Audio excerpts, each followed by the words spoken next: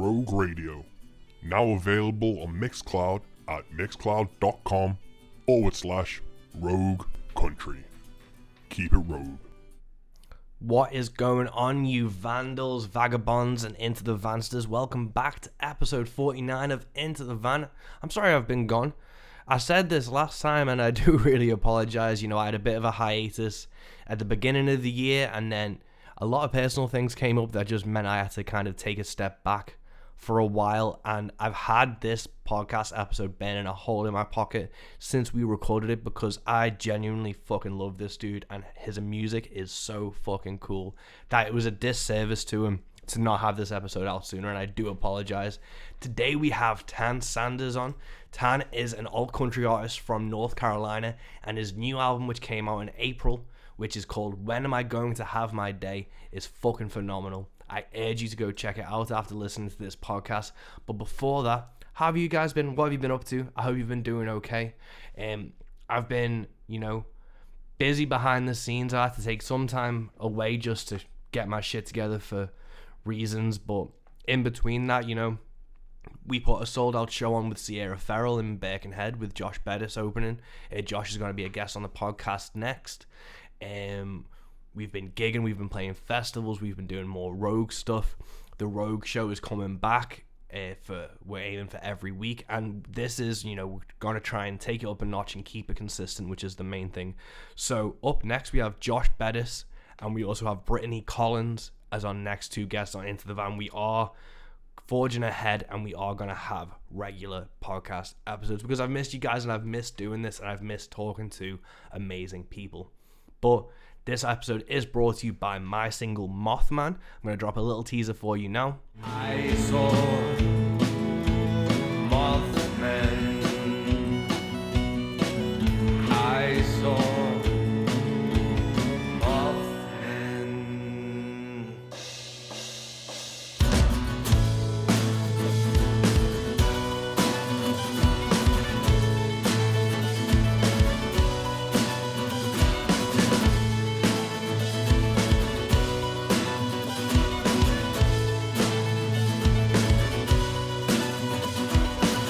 There's always something chasing me.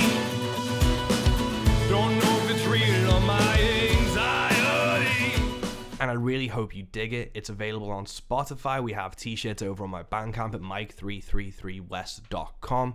And yeah, I really enjoyed this, and I've enjoyed working with Rob, who's a fiddle player on this.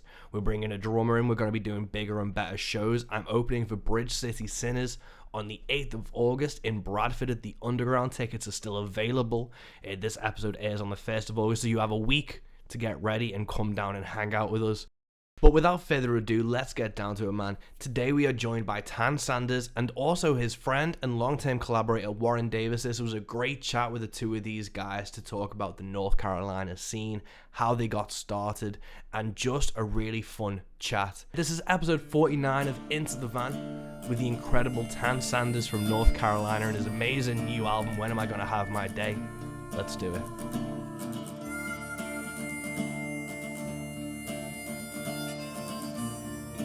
I first saw, I think it was Didn't Agree to This on Reddit. The video you did that was skateboarding as well.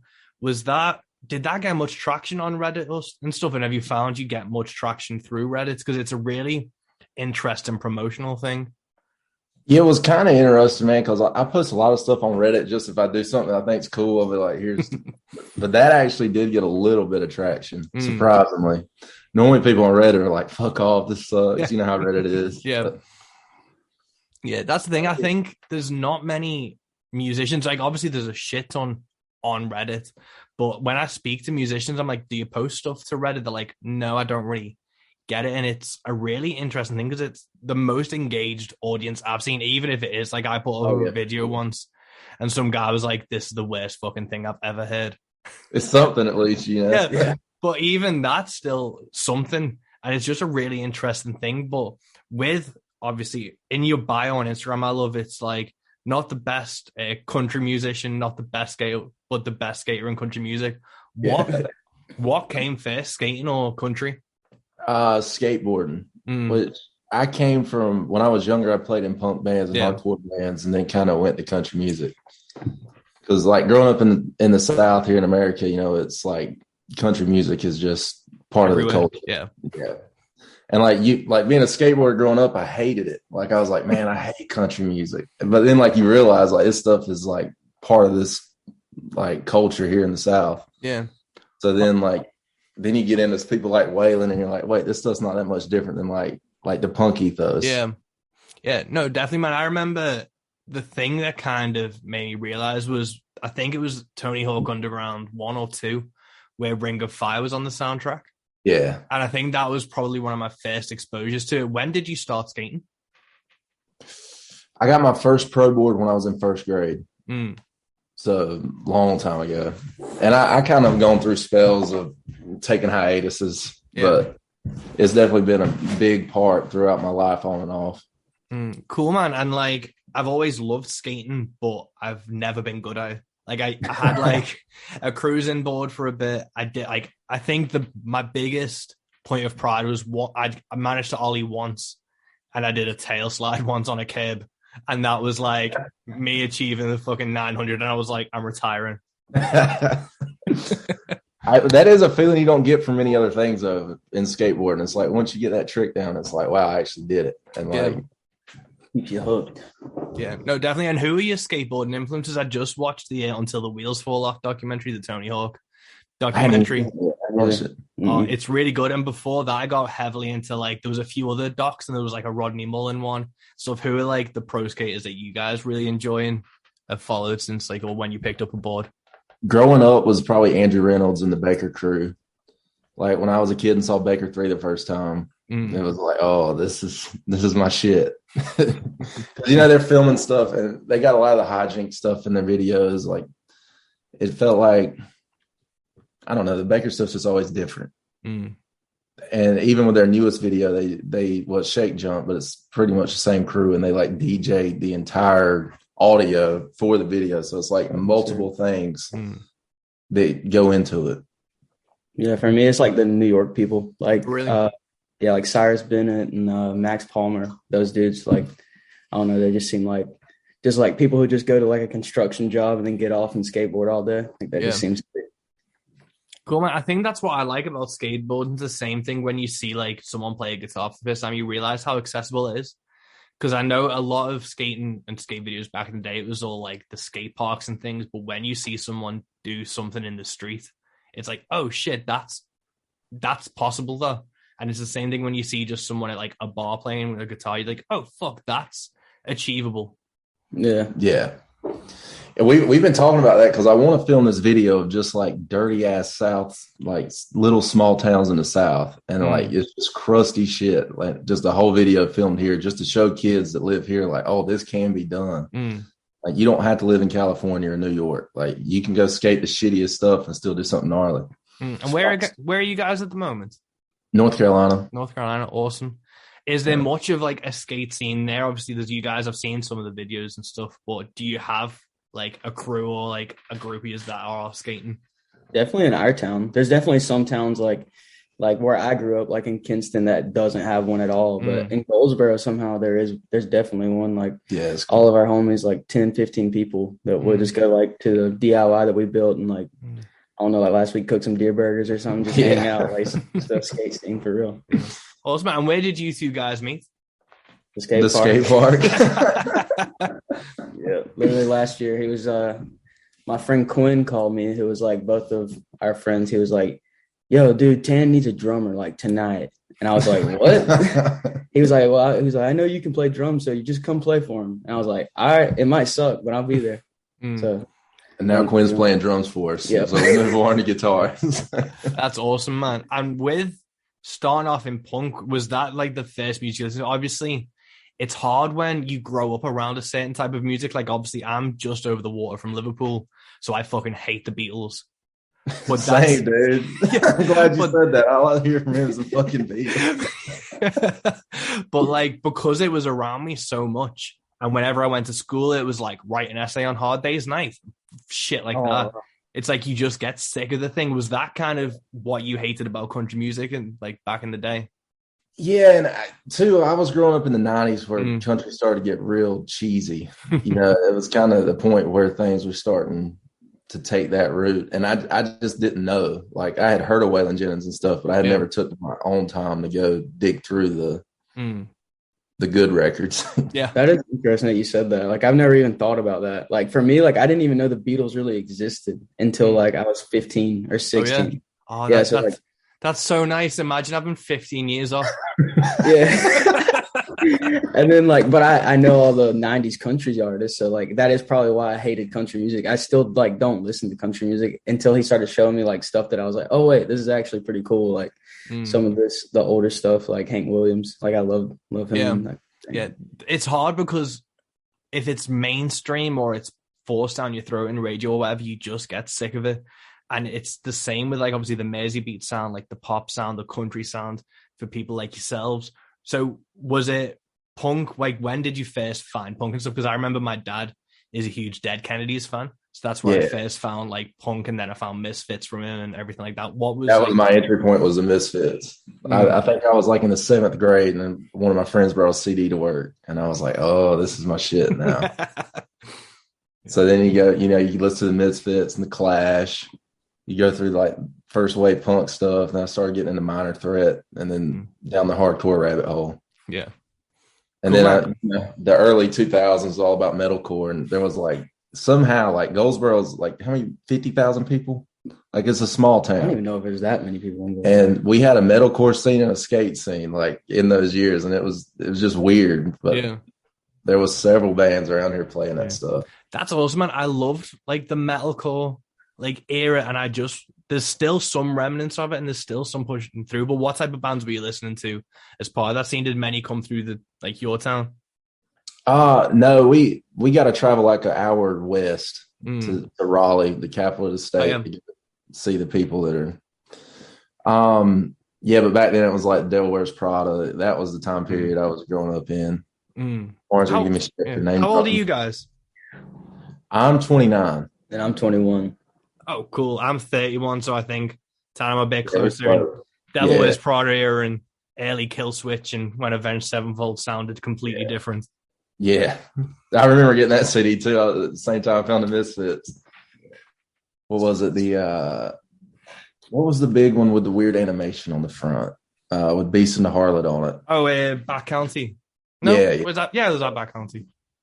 Yeah. It's hard with those metalcore bands because it's like, I remember Chimera had their album from like 2004, and to me that's still like a new record because I remember buying it in the stores. Yeah. And like for me, like new Slipknot is anything past like Subliminal Verses, but that's been like 12 years I think now, or even longer. Yeah, that we were talking about that the other day. Like, Slipknot's been a band for over 20 years. Yeah, that's the thing, because I remember rock now. Yeah, I was talking to my wife about it, and we were like, you know what? I don't think I'm that big a Slipknot fan. I've seen them like 6 times, and I really like this album. I really like that album. And then it dawned on us that we were fucking huge Slipknot fans just because they've been with us since we were like kids. Yeah. Just grew up with them. Yeah, man. It's weird how like they just kind of stick with you, and they've just been consistent for so long as well. They've just been like a staple of it. It's crazy. Yeah, that shit was sad about Joey Jordison, man, because legend. Yeah, that's the thing, especially when it's a young band or a relatively young band like Slipknot's like our era.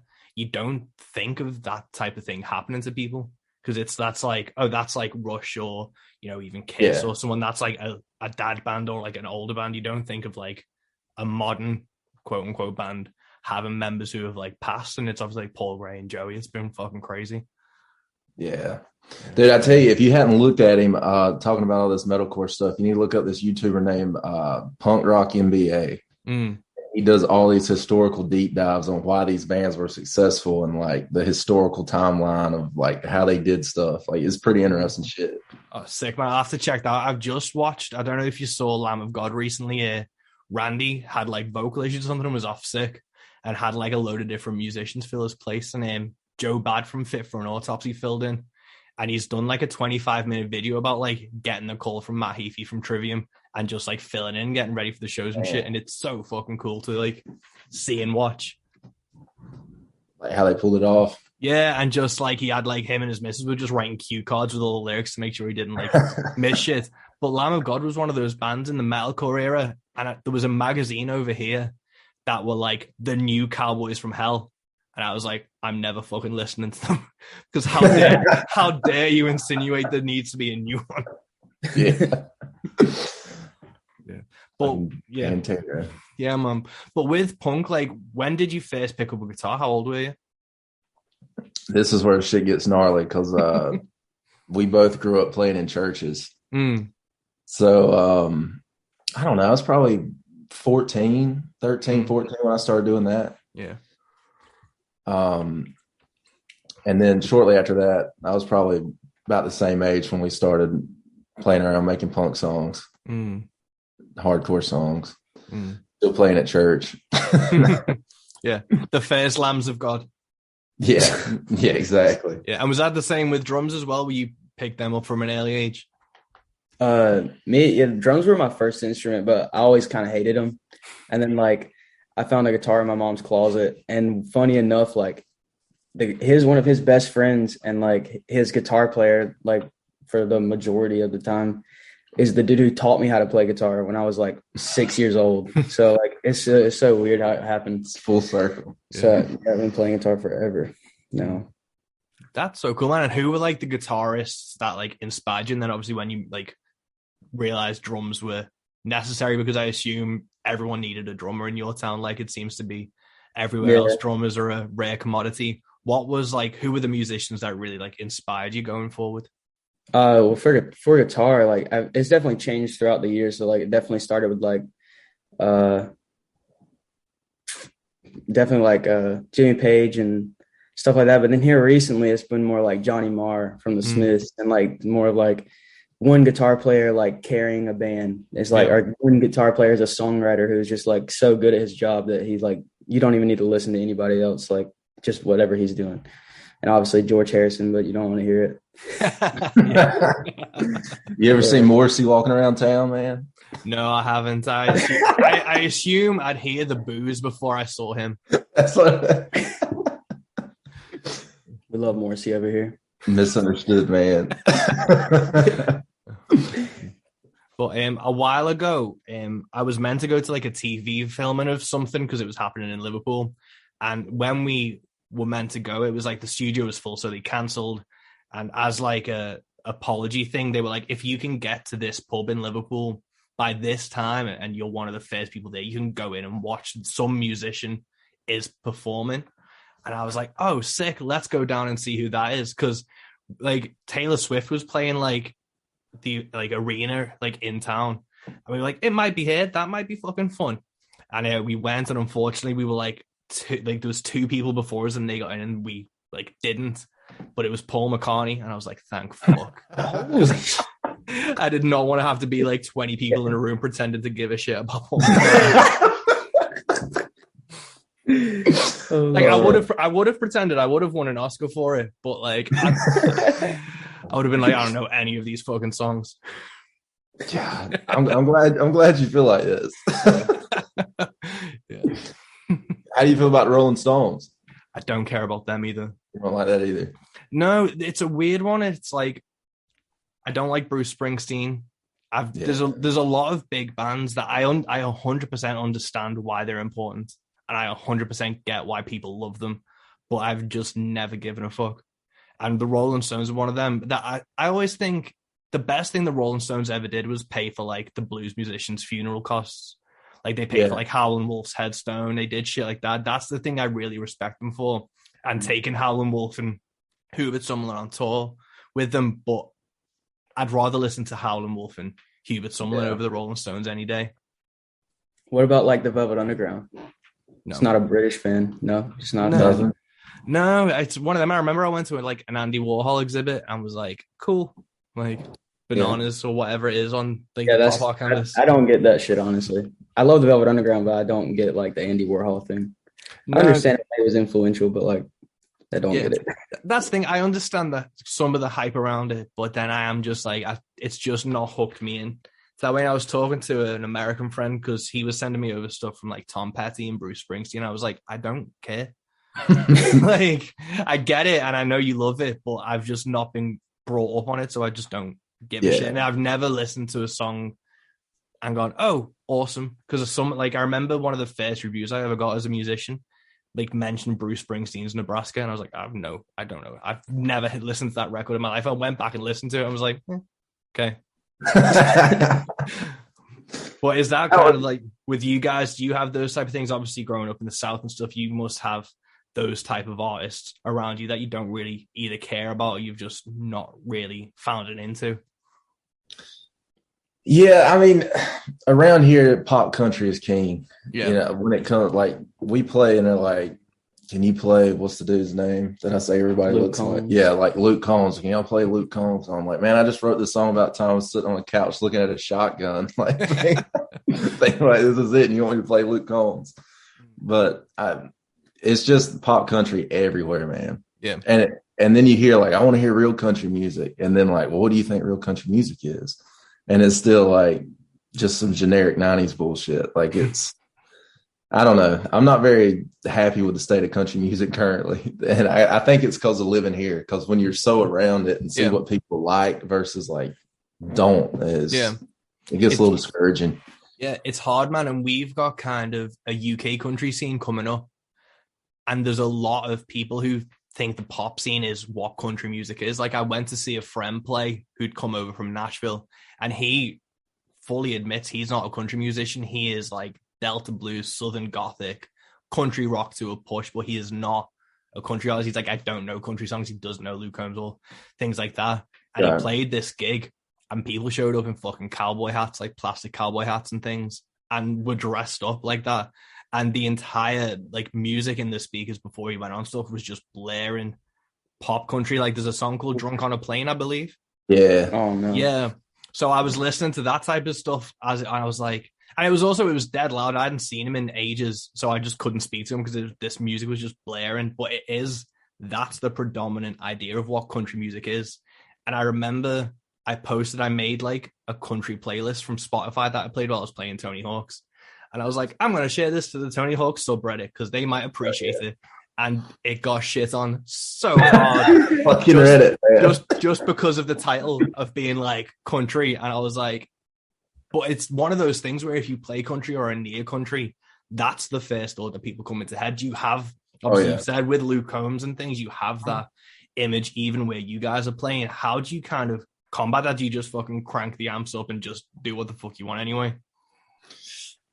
I've been trying to be more selective about where we play. That's kind of my best way to, because I mean, around here, there's a lot of like shitty bars out in the middle of nowhere. Yeah. But they're still kind of getting like bad though, like where they want to hear the same thing. And especially like coming from two dudes who are wearing Carhartt pants and skateboard brand t-shirts. Like, it's like, who are these dudes and where are they coming from and why are they playing Waylon Jennings? That's what it usually is like. That's what it feels like anyways. Pretty funny. But I like doing it. I mean, sometimes they're fun. And like, my favorite thing is like when we walk in one of these places and they're like, what kind of music do y'all play? And we're like, country music. And they're like, bullshit. Like, y'all don't like, y'all play country music. And then we start playing the country shit they've heard in a while. And I mean, that's pretty fun. But we've been like, last week we opened for a metal show. So I've been trying to be more specific about picking things. Because I mean, there is a very specific group of people that we appeal to. And it's not your typical country fan. So I'm trying to settle into that mindset. Yeah. No, that's awesome, man. That's totally the mindset to have. And like, I've done a lot of metal shows just playing as a solo acoustic artist. And you get a better response from like a metal crowd than if you went to like a country gig. They'll just fucking sit there and hate you. But a metal crowd, I don't know if it's a bias from me being a metal fan, but I always think metal fans are more open to other genres than, say, like country fans or like a folk fan. Yeah, I would agree with that for sure. Also, I think they're like not in like IQ stand, like in musically, they're probably like just like smarter and more open to like hearing something they don't like usually listen to. Like, that's what I feel like every time we play one of these metal shows. It's like, yes, they might not understand like exactly what we're playing, like from a like standpoint of like, I don't really want to listen to this, but they always like actually listen. Yeah. Like, and we say that all the time, like, if there's 5 people there that are listening and like actually thinking about what you're saying, it's better than playing to 100 people at a venue somewhere that like just want to hear Luke Combs. So Yeah, man. I think with metal crowds, it's like most metal music is not on the radio. So people have to go looking for it, and they've already got that mindset of looking for music. While a lot of country fans, if they are country fans who have just consumed radio, it's literally just spoon-fed to them. And then anything that challenges what's not in the top 50, they're just like, what the fuck is this? Yeah. That's a scary thought, even though, like, think about 30 years down the road, because like I've never been like a radio person. Like, I never listened to the radio. I've always like liked finding music, or like, even if they're not like, it's not like they're small, but like it's crazy that like there's definitely people nowadays that don't like, probably that aren't from the UK, who don't know who the Beatles are and probably will never know who they are, or the Rolling Stones, or any band from like now to like the 90s, because they don't hear it. Like they just hear like whatever they play on the radio, and that is what music is to them, which is until it gets put in like a Marvel film or something, and then they suddenly realize like Nirvana is something in the way, suddenly everyone's like, oh my god, this amazing song, and it's just like, oh, it's just Nirvana slowed down, calm your fucking tits. Yeah, that's what our van, we travel around and don't have Bluetooth in it, so we'll check the radio to see what's happening every now and then. It always just ends up on a classical station every time. We'll play this game where we try to figure out if it's Christian music, country music, or pop music. They all sound the same. Yeah. And with the country music you guys play, so obviously you heard Waylon and stuff. Was he like the main influence for you, as like to not necessarily become a country musician, but to start bringing country influences and writing that style? That was one of the first ones. Recently, it's been Jerry Reed. Jerry Reed's a big one. This last record, I don't know. This last record was more inspired by literature than I would say a sound. But I'd say Jerry Reed and Charles Bukowski was probably the main forces behind this last record.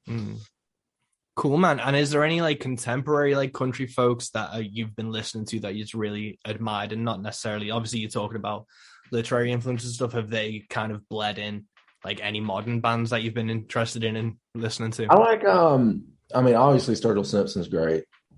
And I think his Sound and Fury record was great because like he saw what was happening, like, because the country music was like, we want real country music, and he puts out like this synth like weird record, just like, nah, you're not getting it. And I really dug that. Yeah. Jason Isbell.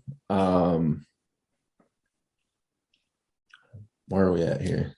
That's really about Drive By Truckers. I like Drive By Truckers. The Smiths. Sorry. Yeah, honestly, man, I don't listen to that much country music. I go through spells with it, but contemporary-wise, those would probably be my favorites currently. Margot Price, I love Margot Price. I'd have to go dig through. Who's that girl who wrote that Sweet Tooth song? Oh, Brandy Carlisle. Yeah, she's cool. Yeah, she did that record with Shooter Jennings. Shooter Jennings is another one, but he's been around for a long time. Yeah, that's the thing. When it's like Jennings, it's like it's weird because even though he's like the son, he still had been like around nearly 30 years or something. He's been around a long time. Yeah, I think his first country record came out in 2002, 2004, sometime in that time period. Yeah. I've always said though, Shooter was doing what Sturgill was doing 10 years before. Yeah, Shooter was really early to the game to start bringing back like some real spirit behind country music. Yeah, man. What I really enjoyed about Sturgill was like how he didn't give a fuck. And then I saw him live just before the pandemic, like in January of 2020. And he tipped too far, man. He was like moaning about touring Europe and people not showing up and him losing money. And I was like, well, don't fucking come then. It was like, I get you want to be a rebel and you want to do what you want, but don't fucking slag off the people who have actually wanted to come see you. Right. Yeah. But then I still drove home listening to Meta Modern Sounds. I was like, I'd still probably let him shit in my mouth because of this album being so fucking good. Who toured with him in Europe? Did Tyler Childers go? No, it wasn't Tyler. Tyler toured on his own, like headlining like a week or two before. I don't even think he had an opening act. I can't remember. It was literally just him and his band doing like a rock set of his songs for like 2 hours. Yeah. Yeah, I saw him in March of 2020, like 2 weeks before everything shut down. And he actually had COVID when we saw him. And Yeah, he didn't know it, but it was a sick show. I really liked it. And he said, so Tyler Childers played, and like he's blowing up here. Like even the pop country people love Tyler Childers. And it's kind of made me not like Tyler. I like him, but I like when they're like play Tyler Childers. Like fuck it. But he goes on and starts doing his Sound and Fury sound, and gets to the first song when people are leaving. And he's like, don't miss the party walking out the door, cowboy hats. And like, I was sold, man. I was like, that's the best shit I've ever seen. Yeah. That's the important thing. I think when you're just like, it's my show, like he has to fucking look himself in the mirror after he's played that gig and make sure he's done what he wants. Cause it's horrible being like the fine line between art and commerce where it's like, yeah, people have paid and people should have an experience, but it's also, fuck you, I want to do what I want because it's my music. Yeah. And that's what he's always been about. I mean, he'll delete his Instagram. Like nobody, he's probably on the side of a mountain somewhere building a tent, sleeping in it right now. And that's the thing. I see a lot of artists like who are younger and are coming up being like, well, Sturgill doesn't have to do Instagram. And I'm like, he released High Top It's not going to work out. Yeah, you have to do Instagram and you have to do Facebook and you have to play the game because you didn't do modern sounds and country music. So do your TikToks and shut the fuck up. Yeah, exactly. And that's what I use skateboarding for to a certain extent. Because I mean, we all know posting your song's not going to get it played. Yeah. People just going to say, oh, great, there's this shit again. But I feel like if you can combine something visual that you really care about with your music, you got a little bit better chance of getting somebody to actually follow through. Yeah, 100%. That is 100% why I'm talking to you guys now, because I saw you post up the video for Didn't Agree to This. And it was while I was like in the middle of my skateboard documentary phase as well. So I was like, I have to fucking perfect time. Yeah. I think it definitely helps with engagement though. Yeah. 100%. Even though it doesn't paint us in a smaller corner. Do you think that's true, or do you think it gives you like the first niche window in, but then it can kind of, it's like I'm hoping that's the case. Because I have noticed more country music and recent skate videos.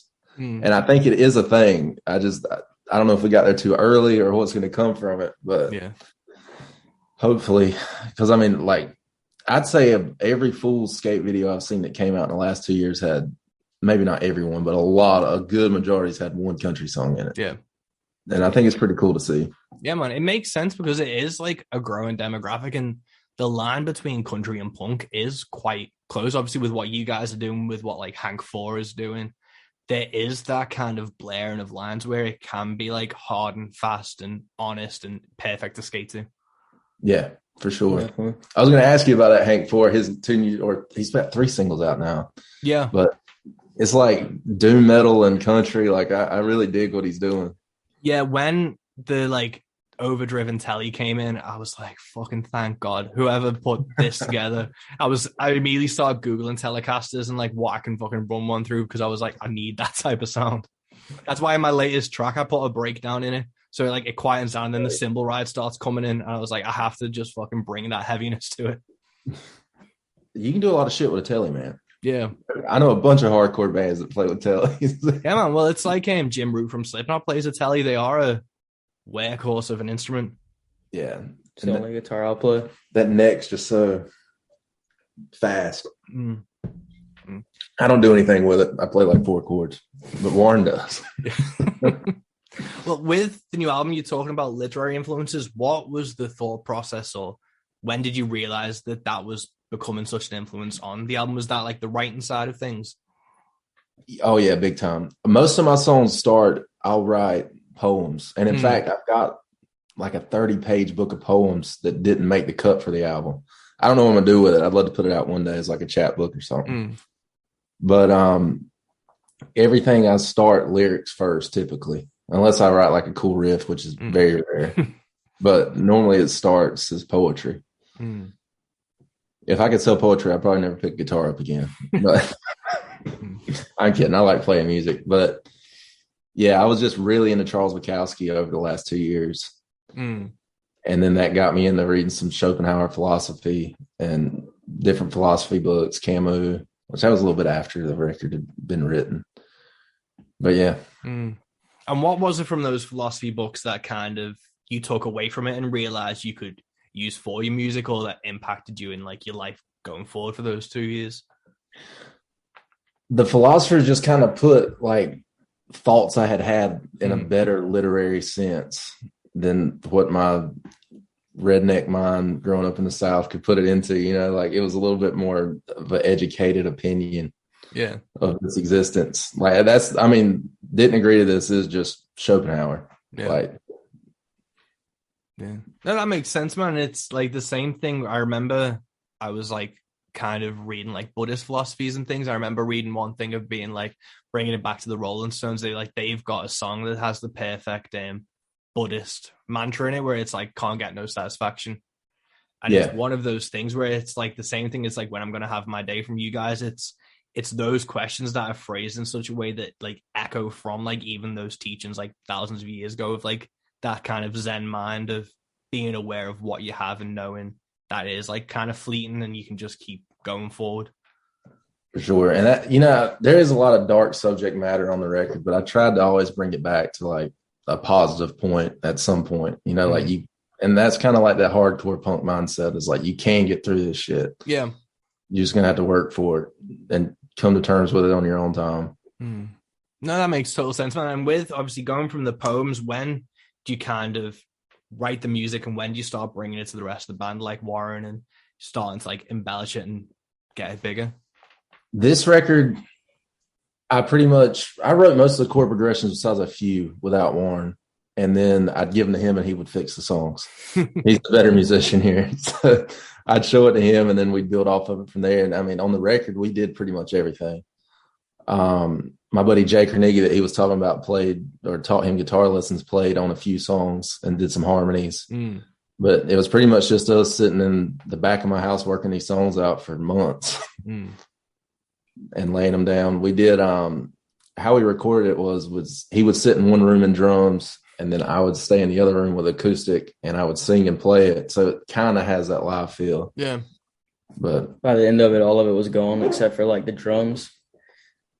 Yeah. So it would be like he would do that and then we would just like over top of the drum just figure out how the song was supposed to go. And then he would sing on the last. Kind of the easiest way to do it, I think, when you can't have a whole band to do it. Cool, man. And how long did the recording process take? We really started in May. Finished in the end of June. For the most part. Yeah, we did the meat of it, and then I think we finally finished wrapping everything up. It might not have been that long. Like when we had all of the songs done, because like at the time, like I pretty much had quit my job. I was living in Raleigh, and I just kind of like, I was like, dude, I cannot move back in with my parents. Can I just live on your couch? And he was like, yeah, just come live on the couch. So like I didn't have a job. I was just playing music with him at random bars. So I would get all the shit ready. He gets off at 3:30. He's home by 4. From 4 to like 9 o'clock at night. We were just in there like working the record out. So it really probably didn't even take a month to have the shell of the record done, just the vocal takes and like, how it is with records too. Like if you need help from somebody else, like musicians are the flakiest. Yeah, that literally was the problem. So we're waiting for people to come back in on just stuff that we could have done, but it'd be better if we got such and such to do it. Yeah, man. It's hard and it's like, it's heartbreaking when you realize that no one gives a shit about your project more than you do. And it's like, it's a constant truth, but it's hard to wrap your head around that. You're writing these songs and you're wanting to play live. And it's like, I really fucking care about this. And then you'll have like one member of like the band be like, I'm getting my hair done when you've booked that gig, so I'm not going to go to it. And I don't really want to fucking do it anyway. And you're like, how can you not want to do this? And it's the age old problem for so many bands when you have like that internal struggle. Yeah, for sure. And that's one thing I'm glad I learned from playing in punk and hardcore bands is like we play with our friends. Yeah. We don't play with who's the better musician. Mm-hmm. Like if it comes down to playing with your friend or somebody that's a great musician, you play with your friend. Yeah. And you might pay for that later, but at least you're having a good time and your friends are going to give a shit about what you're doing. Yeah. So I see that happen a lot around here. People go hire musicians and it's just like you were saying, like they don't give a shit. Like it's all about the check. Yeah. Well, yeah. I mean, at the end of the day, you're still going to make the money. Yeah. A check will be a check given by a friend to a friend is a better check than a check to a hired gun. Yeah, for sure. But with the playing live, so do you mainly play around like your hometown, North Carolina, up to Raleigh and stuff, or have you just traveled further upfield? Yeah, we've played around North Carolina, South Carolina, Virginia. It's really hard to get money out of people right now. Like to be able to at least cover getting places. Yeah, I mean, we got a Ford Econoline that loves to drink fuel. So, but we've had a harder time too because we've been since COVID. We've been taking a lot of cover shows. Like we'll say we're a cover band and go in and still do our songs just so we're playing. Yeah, and I mean they pay better. Yeah. But yeah, and what's the reaction like when you like go into a cover gig and then you start playing like Alligator? Normally it's all about, you know how it is with crowds. Like if I can judge a crowd by what cover songs they like, and then I can kind of slip one in here and there and tell a stupid little story about it. And sometimes some people dig it, and sometimes you're playing to the back wall. So yeah. Also noticed that like sometimes we'll go somewhere and we'll like no one will be responding to us, so we'll just stop giving a shit and we'll just be like fucking around for 3 hours, and then that makes people like come up to us and be like, "Yo, like, what's your like?" You say like, "How can I find you guys?" Because they're just like they're funny, like we're just literally not paying attention to anything. We sang a song for like 4 minutes the other night about Ukraine and Russia, just like off the dome. And sometimes that works. Yeah. I know if I walked in and saw somebody doing that, I'd dig it. Yeah. What's going on right now, Eric Andre? Yeah. No, that's awesome. And is it mainly you go out with the band, or do you do many solo shows, or is it? I quit doing solo stuff. It was just soul crushing. Like the good ones were fun, but like when you're up there and things are not going like you want, it's just I always at least take one with me. Yeah. And what was it about? Like, was it just the apathy or like the reaction to it, like with the same type of cover sets, or was it like what was it that was so soul crushing about like doing the solo gigs? Well, just like pretty much the cover shows are the ones. Like if it's a singer songwriter night, I'll go do that by myself. Like those are fun when people actually give a shit about like original music. But like playing a bunch of bar gigs, at least like if you're up there by yourself, you ain't got nobody to fuck around with. Yeah. Like if we're up there, we can at least make jokes to each other. So hours pass a little quicker. Yeah. Yeah. How does it work in England? Like, do y'all have the like cover sets and? Yeah. So I'm in the same boat. I'm predominantly a solo artist. I have a fiddle player I do duo gigs with, and I have a band I'm putting together for like bigger shows. But I've stopped doing pub gigs and things because they just expect Ed Sheeran and fucking Beatles and Oasis and all that type of stuff, and I just don't fucking play those songs. Yeah. So I just don't do that type of thing. But it is, the cover, especially with acoustic guitars, like people expect you to just be able to pull out every song in the world out your ass to play those gigs, and the tribute scene's really big here. So like the UK Foo Fighters can sell out like decent venues, like the Pink Floyd tribute act sell out arenas around here. Like it's Same really here. They literally do it here too. It's so wild to me. Like there's beautiful videos of Pink Floyd playing on YouTube. Why don't you watch that? Like 5 days ago, pretend to be Pink Floyd.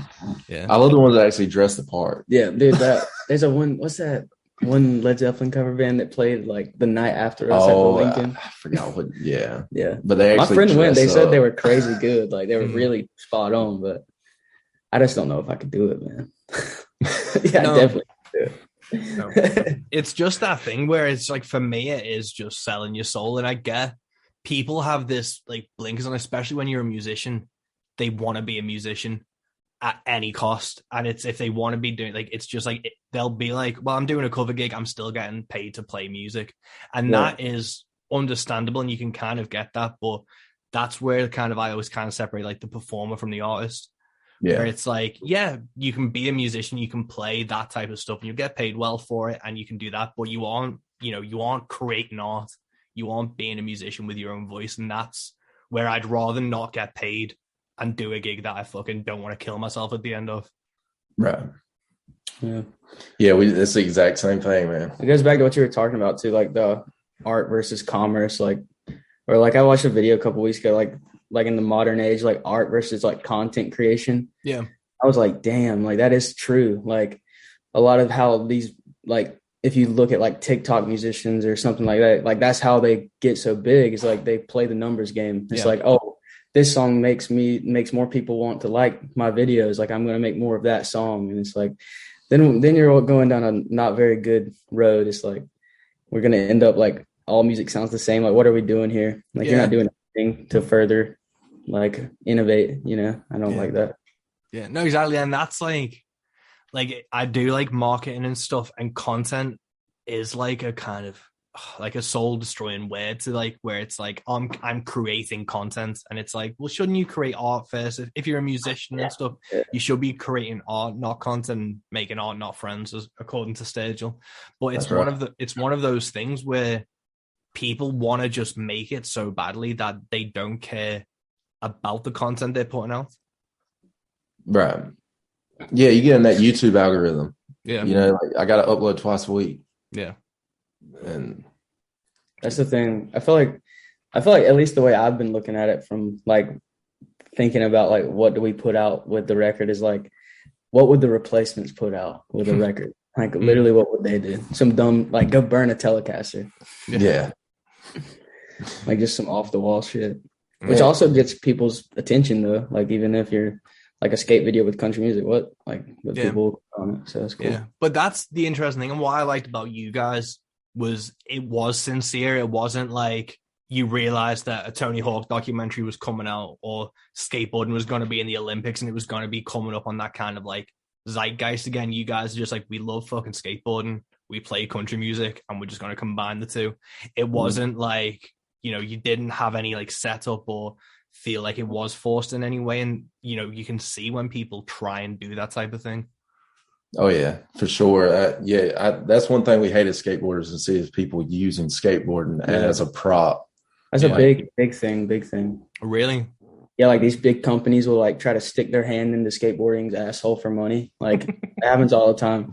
So like, and there's even people who do that with videos, like Nike videos. They all feel like this mass produced like thing that just feels so bland, which is why like I was talking about earlier, like the New York dudes like Max Palmer and like them like small companies that aren't making any money, but like they're the core of skateboarding. Like these are the people who are like really keeping skating alive, and just like that's what I like better, and that's what I feel like is going to keep skateboarding as relevant as it could be, not the Olympics, in my opinion. You know? Which we were about to get kicked out of a spot the other day. And this old guy comes out. He's like, y'all jumping off that? I'm like, yeah, man. He's like, man, y'all might be in the Olympics one day. I was like, damn, this shit actually paid off for once. Yeah. No way. That's like for skateboarding, the new version of You Should Go on America's Got Talent or something. Yeah, it's that shit. Because I mean, we were all bad mouth the Olympics, and then that happened. I was like, man, maybe this wasn't such a bad thing. Yeah. What would Andy Roy say? He'd be pissed. Andy Roy would be pissed. I'll take that back. Yeah. With like, just to mention, like with skateboarding kind of being cyclical, I was obviously watching Tony Hawk documentary. I was listening to him on the Mark Maron podcast, and you see like the waves of skateboarding coming in from like the 70s with Peralta through to like the 80s and then late 90s, mid 2000s. And then do you feel it's on its like an upturn again in terms of like pop culture and where it is? I think it's been on one. I think it's on the way down. Oh, really? Yeah, I think the Olympics thing was kind of like a weird peak, and I don't know this for a fact, obviously, but like, and I feel like it's gonna like in popular culture, it's probably gonna decline again because I mean, isn't there a saying that like things only like really are popular for like 10 years and then people get kind of bored of it? And skateboarding's been pretty hot for like 10 years since 2012. Like, Spike Jonze was doing all those videos, like. It's been pretty popping. And then you even see it in like the 90s. Like skateboarding was like pop culture, like icon skateboarding, 90, like 3 through like 2003, 4, 5. Yeah. And like me as a skateboarder can barely even name like 5 really good videos from like 2005. Maybe Mystery, the black and white video that was like around that time, or was that earlier? No, that's around that time. Baker 3 was around then too. Yeah. And then you get like the 2008, 9, 10, kind of when it started coming back up, like Fully Flared, all these things that Spike Jonze, like they're literally just movies. And then like from then again, like now skateboarding is in pop culture again, and it's been like that. I feel like since then, since 2012, just going up and up and up. And I think it's probably going to fall back down here in a second, which is there's good sides to that. And, yeah, the punks in you are just really happy to just be like watching it on its way down, so you can be like, we're still fucking doing it, guys. You goddamn posers. It does get annoying though, trying to skate at a skate park and all these annoying dudes are there like throwing their shit around or taking a candle and just waxing the shit out of something that doesn't need to be waxed. My favorite thing is kids, like, the content creation in skateboarding is terrible. Like, we'll go to the skate park and there's 30 kids rolling around filming everything they do, and it's just like, man, learn the trick first. Yeah. Like, spend some time. You don't have to take 3 hours to try if you know how to do it. Like, yeah.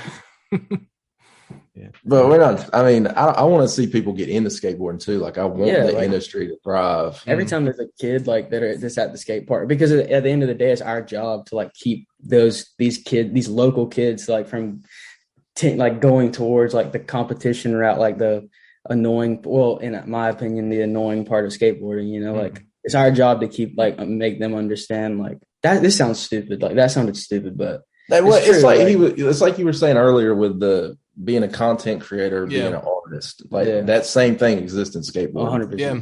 No, it's hard, man, because like in anything, whether it's like metal, country music, skateboarding, there's always like gatekeepers, and sometimes they're absolute dicks, and it'll stop like a woman wearing a band shirt and be like, name fucking 5 songs from them right now. But then it's also like, are you just doing it? Like, people just asking, are you doing this sincerely? Are you doing this authentically? If not, go fuck yourself.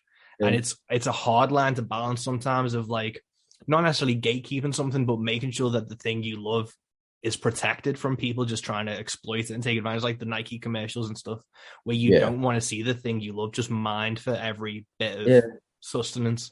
Because the sad part is like the Olympics is bringing skateboarding notoriety and it's getting more people into skateboarding, which I love to see. But at the same time, like, it's not keeping the economics of skateboarding alive. You know, like the people doing that are like your local shops who are like supporting these skateboard brands, because the Olympics isn't selling boards, you know? Yeah. And that's kind of like what I'm trying to say is like, just try to keep like your skater owned businesses alive, you know? And that's why you don't want to try not to support certain companies, but like not Nike really in particular, because they've done a lot like for the skate community, you know? So I think that just makes. Just go ahead and say it. Karyuma. Yeah, fuck. Don't buy Karyuma shoes. Don't buy it. If you're watching this shit and you got Karyumas on, you're getting clowned. No, but that's like the thing is, it's like when you just see people taking advantage of stuff. But with obviously going forward with your music, and because I was listening to A Look Through Cynical Eyes, which was the 2017 record. Were you both working on that as well? I had no idea what I was doing, and I probably should take that offline. But I mean, I like it as just like historical stuff, but that was me first dipping my toes in the country music. Or I didn't even know Tan existed then. Yeah. But yeah, that was my first experience of writing anything country related at all. So that was definitely some green. There's a lot of good songs in there still, though. I think. I mean, it'd be cool maybe to go back and redo them one day. No, I was listening to it and I enjoyed it, and I enjoyed having it as like, I was listening to like, when am I going to have my day, and going back to that, you could see the confidence in like your voice and your songwriting and your technique and stuff in your new album. And you see like, not necessarily that it's not confidence, but you see the growth from it. And I think that's really important to have online, where you can enjoy those like recordings and they still have that thing that can catch listeners, but then you listen to how far you've come as well. And I really enjoyed what you've got up on Spotify. Don't take any of it down. I'll leave it. You know how it is listening on your music, you know, like you'll hear something like, man, Ray Wiley Hubbard said something about that one time. He was like, be careful what you write, because you're going to have to play it the rest of your life. Yeah, that was my first. I pretty much played everything on that record. Like I didn't really have any friends in country music at that time besides Jay, but it was a learning experience. Yeah, everything's been DIY. So that's the best way to be, man. And with this new record, what are your plans? Are you going to look at touring it? Are you going to go out of state and try and get onto some tours and things, or what's kind of like your plan for this year with it? We've been playing around here a lot locally. We stayed pretty. What did we do? 120 shows last year. Yeah, but I wouldn't say that like I would. A lot of those didn't count because a lot of those were just cash grabs. Yeah. But I mean, that's pretty much how we've been pushing it. I would love to take it on the road, but I've still got a day job right now, so it's kind of like when we can do it. Yeah. Maybe we'll get to that point. Someone called us right now. We'd go though. Oh yeah, we get in the van right now. I'd quit my job. Yeah. Cool, man. And have you been writing anything new for like a follow? Obviously, this only came out like a couple of weeks ago, so I don't want to be like, when's the new thing right now? But have you been writing still for after this record? Yeah, we started writing a hardcore EP. Nice. We're gonna put out probably 4 or 5 songs that are like minor threat hardcore songs, like old school hard. I needed something to, freshen up the palette. Yeah. We've been doing the country thing for a while, and I just wanted to switch it up. But I think even if you listen to the first, like, Look Through Cynical Eyes, and then you listen to the new record, like, I feel like it's kind of a pretty nice progression. Like that you can kind of see where we're leaning more towards that scene anyways. And all the people who like us are from that scene anyways. So, right. Yeah. Like, no, it makes sense, man. We listen to anyways. So it's like, why not? No, and you can release an anime with it as well. You can make it a whole thing. Yeah. I want to do something. Ripping off Sturgill. I want to do something with like old CGI, like from like this, like the 70s, 80s. How sick is that? Like the old creepy CGI. I want to make something and put it as a. It's gonna be gnarly. But yeah, when I saw Hank Ford's new stuff, like I was like, there might be a market for this stuff. Like, he's keeping it more on like the doom metal side of stuff. But if you can do country with doom metal, why can't you do country with hardcore punk? 100%, man. Have you ever been to like Muddy Roots or got involved with those guys? Like Muddy Roots is in Tennessee. I have no idea about the state, so I don't know where that is in comparative to you guys. I'm going there on this weekend. Yeah, it's like 3 hours from us. Oh, yeah, cool. So they've got Muddy Roots, which is like their festival where they have like Amigo the Devil.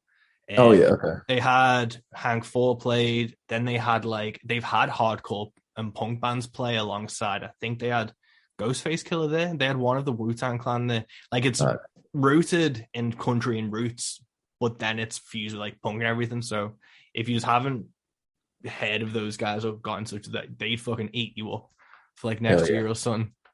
I need to check that out. See how we get in there. Yeah. Speaking of hip hop, I was at Freddie Gibbs last night, so I'm drinking pre-workout right now to keep going. And what's the kind of like country scene for you guys? Obviously, you're talking about the pop country crowd and stuff. Is there a growing like alt country scene around you guys? So back Ryan Adams and Whiskey Town, like back in the 90s, Raleigh was like, they call it the birthplace of alt country and because of Whiskey Town. But it's really fallen off. It seems like there's a few clubs that still do it. And like when the big national touring acts come through, like they always do well. But like locally, there's not much anymore. There's people playing the act, that's what I was going to say. There's a lot of people playing, and that's almost why I don't even like the term alt country anymore. I mean, it makes sense because that's what it is, but it's just become such a cliche here. Yeah. It's like what you were talking about. Like, let's go wear our like skinny jean boots, cowboy hat. Let's go play dress up for 3 hours and then go home. Like, super lame. Yeah. It's really just started having the last few years of where it's really gotten watered down. Because like you see like Waylon Jennings do that and you're like, see, that makes sense. Like you make sense wearing that. Like, dude, you live in the suburbs of Raleigh. Like that don't make sense. Man. Like, what are you doing? Like you're pretending to be someone you're not. I don't know. No, that makes sense, man. With what you guys do, talk about country and stuff. Is there a term like when you're uploading it to Spotify? What's the kind of like genre boxes you guys are ticking, and what are you pushing yourself as? I still use country and alt country just to try. You know how hard it is to get on this playlist, and I try to do everything I can to get on this playlist, and it hadn't worked yet. But that's what we put it up as. Yeah. It's so hard, man. Have you used Submit Hub? Oh yeah. Yeah. I haven't really pushed this new record on there any. Like 3 years ago, I was getting really good streams off Submit Hub, but it seems like the last few years it's kind of fallen off the ones when I get accepted. Yeah, they've really like increased the paywall to it, where it's like they have to use premium credits and you have to do this and you have to fucking stand on one foot while you apply for it for some reason, because it's just the restrictions they're trying to make into those things is crazy. There's got to be a new one coming out soon. Like there's got to be a market for it.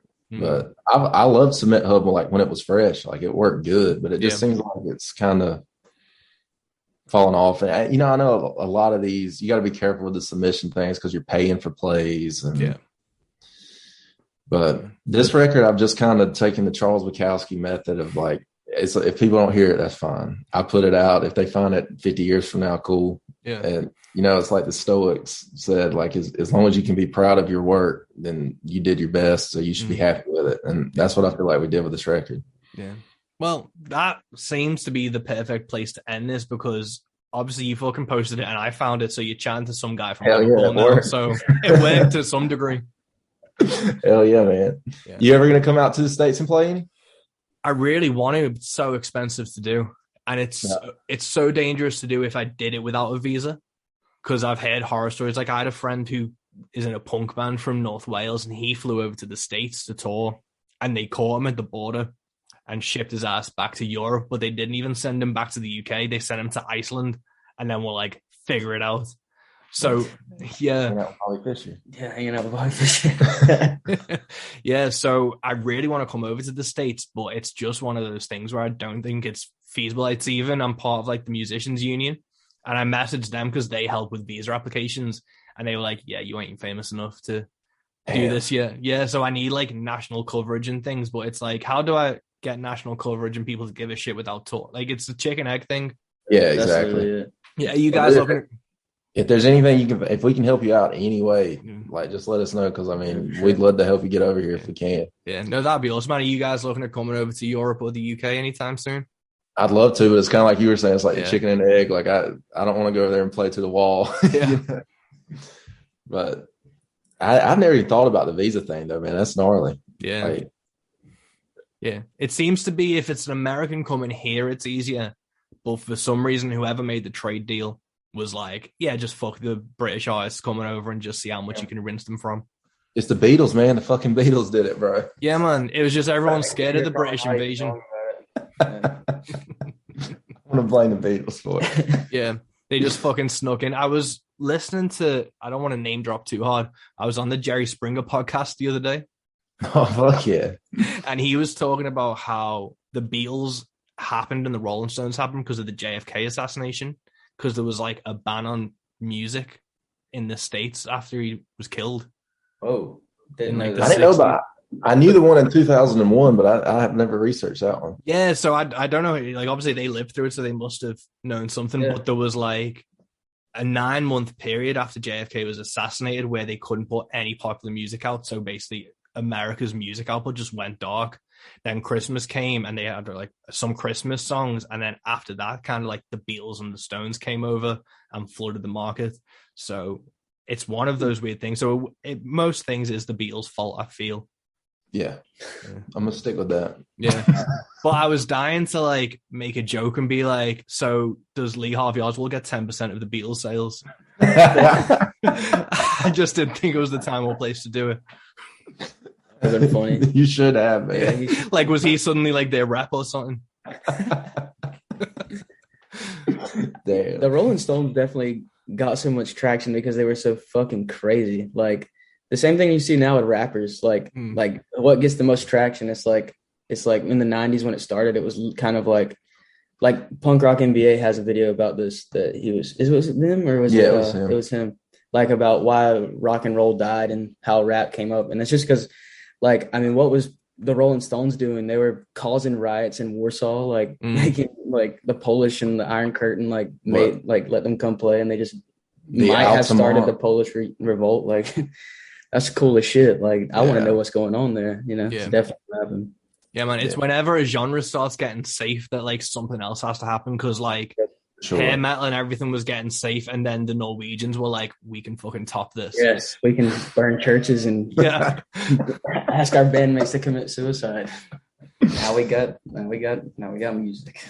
Yeah, and it's the same thing with country because it was safe, and then obviously rock and roll came, and I feel like there's an edge coming back to what country can be, but it's taken so much from like hip hop and like doom and hardcore. So you've got like Hank Four and like you guys coming through where it's taken so many influences and it's got that edge back to it again, but without having to like burn churches or assassinate a president or some shit. Allegedly. Yeah, country music does definitely need a breath of fresh air because I mean, there's not much new stuff you can do with the template. Yeah, I mean, how much more pedal steel do we have to hear?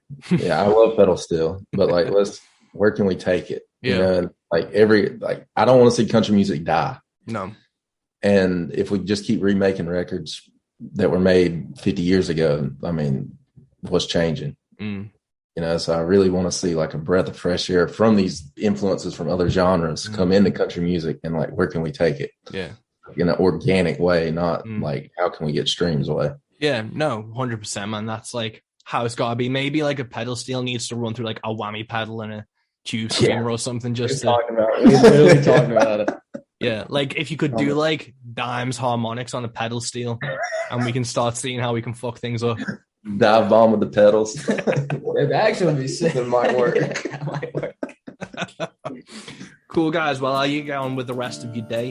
Thank you so much for doing this. I really appreciate it. Thank you. Thank you.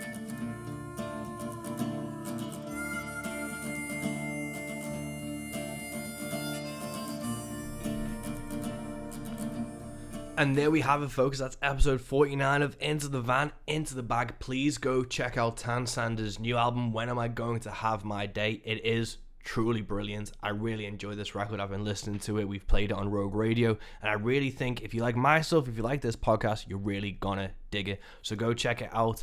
Up next for episode 50, we've done 50 of these fucking things, will be Josh Bettis, my old friend and partner in crime over at Rogue Country, and I really hope you stick around for that. But in the meantime, come hang out with me in Bridge City Sinners in Bradford on August the 8th. Tickets are still available. Support the things you love, listen to the things you love, and just keep being the awesome person that you are. Till next time, guys. Peace.